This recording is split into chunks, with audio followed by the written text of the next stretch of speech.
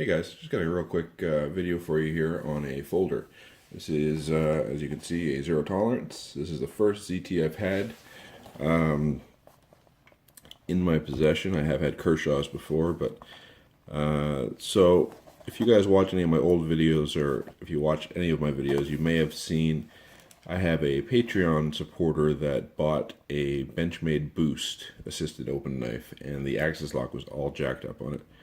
So we bought that from Blades Canada, or Warriors and Wonders, and they were really good about taking it back, and this is what he swapped it for.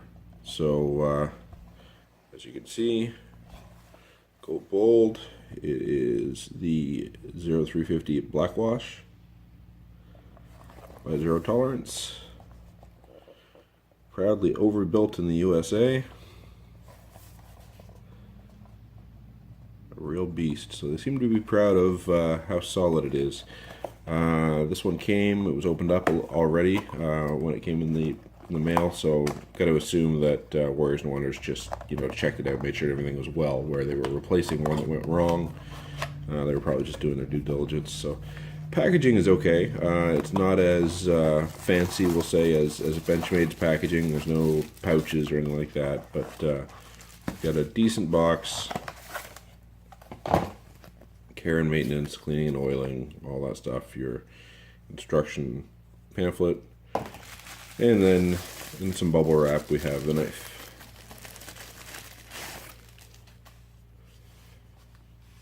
There it is. So this is an assisted opening S30V G10 handled flipper knife. It's got some pretty aggressive jimping around it. It's of course it's large. It's there's a lot of gap in between it. It's not like it's fine serrations, but still it's grippy. The G10 is what I would call medium traction G10. It's definitely got some good traction to it. It's comfortable. It's not as aggressive as, say, a cold steel G10, but it's definitely nice. It opens with authority. Nice assisted mechanism on it. It is definitely quick to open. It's got phosphor bronze bushings in there as well. Probably won't be able to show you that right now, but yeah, so this is a liner lock. It has the Blackwash finish. How well that'll come across. Let's see if I can get it to focus a bit better. There we go. Cool finish. I like it. Something different. This is a Ken Onion design, as you can see.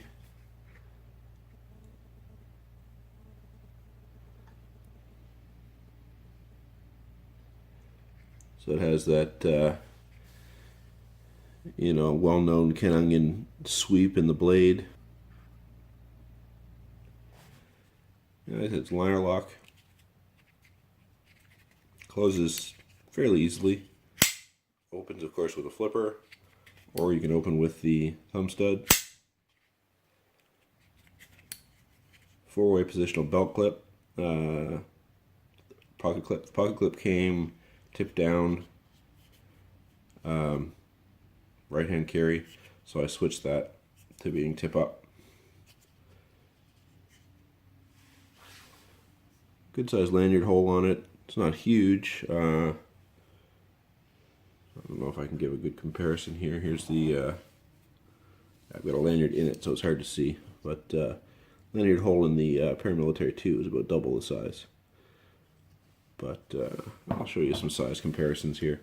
Now, first, let's see what the initial edge is like. This has been used for about a day by its owner, and it hasn't been touched up, hasn't been messed with. So this is factory edge, essentially. He's definitely got an edge on it.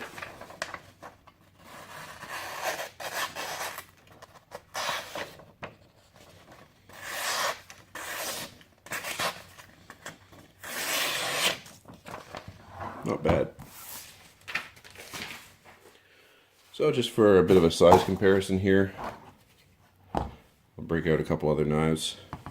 So this is the 0350. What do we got here? A good comparison. So we're talking about overbuilt knives. There is the Benchmade Adamus.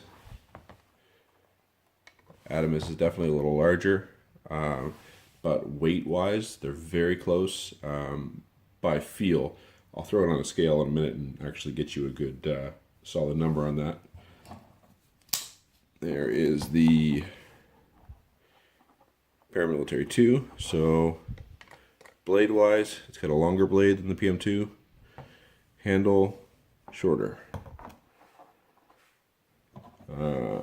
There's a Northeastern Blades Rhino fixed blade. Very similar blade length. Of course, the package is shorter when open, but when closed, the zero tolerance is going to take up less room than the fixed blade, of course. But there's a good size comparison. So this thing is, see here, we have 3.5 inch cutting surface and 8 3/4 overall length is what we're looking at. Well, let's check out the weight on a couple of these and kind of see where they compare.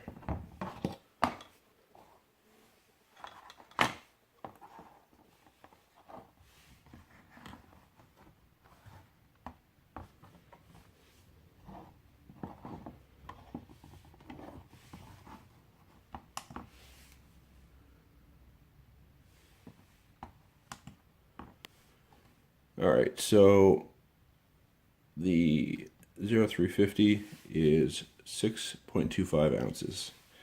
And I want to compare that first off with the Adamus, because again, I'm thinking overbuilt comparisons here. 7.95. So the Adamus is actually heavier. That surprises me because they feel very similar. And of course, this has a little lanyard on it, but it's resting on the table too, so it's probably not going to make much difference. So almost 8 ounces. And what do we say? 6.25? 6.26. That surprises me a bit because this thing feels really solid. And I can tell you why. This has some thick steel liners on it that are not skeletonized at all. Now it does have a little section of skeleton, of a little chunk taken out on the actual lock bar that's separated from the liner, but it's very minimal. So this isn't, they don't try to skeletonize this at all. They didn't try to lighten it up. Obviously they're proud that it's overbuilt as a company, so they wanted to leave it chunky feeling. So it definitely does feel chunky. Honestly, I thought it felt the same weight as this, being as skeletonized as the Adamus is. You know, you can see right through the handles and the liners. And the liners are even skeletonized further than the handles are on the inside if you look.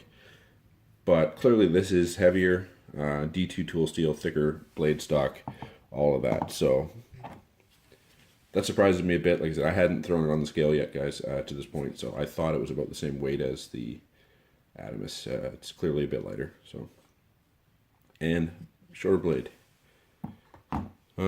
Just for comparison, we'll throw the Rhino, 5.87 ounces. And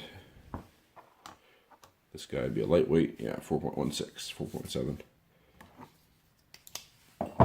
So there's just a little comparison. A couple of known knives, one that's not really well known, but my Rhino. And yeah, how does it feel? Really nice. It's a small handle, but I've got extra large size hands as far as my gloves go, and it fits in my hand well. As you can see, there's really nothing protruding. There's no handle left, but it's no less comfortable that way. It's got a nice little thumb ramp here at the top, so if you're going to bear down on it to do any carving or whatever you have to do, it's got a nice false wedge on the top. Pretty sweet. It's very smooth. Like I said, no real friction when you're closing it. It just, yeah, it feels very well lubed, and there's no grit in there at all. It feels really well. It feels put together quite well. This thing was $209 Canadian. You can get upgraded deep carry pocket clips. You can get new scales for them, all that kind of stuff. There's an aftermarket for these. The owner, again, one of my Patreon supporters, says he likes the way it rides in his pocket, so he's going to keep this low profile, short pocket clip instead of switching it to a deep carry. Myself, I prefer a loop over design. It'll carry a little deeper in the pocket, but you know, to each their own. He likes this one the way it is, so that's cool. Of course, the stop pins are the actual thumb studs, which is different. I have seen other knives that design, I think, again, CRKT.